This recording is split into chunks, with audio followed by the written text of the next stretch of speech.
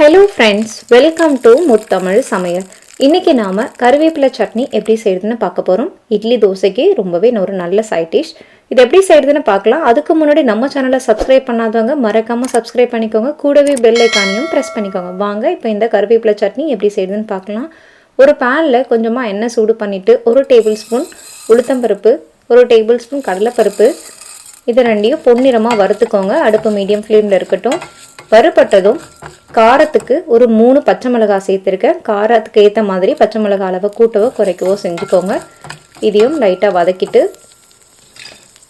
கூடவே 1 கப் அளவுக்கு கருவேப்பிலை நல்லா ஃப்ரெஷ்ஷான கருவேப்பிலையாக சேர்த்துக்கோங்க. இதை ஒரு நிமிஷம் போல் வதக்கிக்கோங்க. ரொம்ப நேரம் வதங்கி விட வேண்டாம். வதக்கிட்டு கூட ஒரு சின்ன துண்டு புளி சேர்த்துக்கலாம். இதை ஒரு தடவை கலந்து விட்டுட்டு கூடவே 2 டேபிள்ஸ்பூன் அளவுக்கு துருவன தேங்காய் சேர்த்து வதக்கிட்டு ஸ்டவ் ஆஃப் பண்ணிடுங்க. தேங்காயோட ஈரப்பதம் போச்சுன்னா போதும். இப்போ நல்லா ஆறட்டும். இதை ஒரு மிக்ஸி ஜாரில் சேர்த்து தேவையான உப்பு சேர்த்து தண்ணி சேர்த்து அரைச்சிக்கலாம். சட்னி கொஞ்சம் கொரகொரப்பாக தேங்காய் சட்னி பதத்துக்கு அரைச்சிக்கோங்க. அப்போ தான் ரொம்பவே நல்லாயிருக்கும். இப்போது இதை ஒரு பவுலுக்கு மாற்றிட்டு சட்னிக்கு தேவையான தண்ணி சேர்த்து கலந்துடலாம்.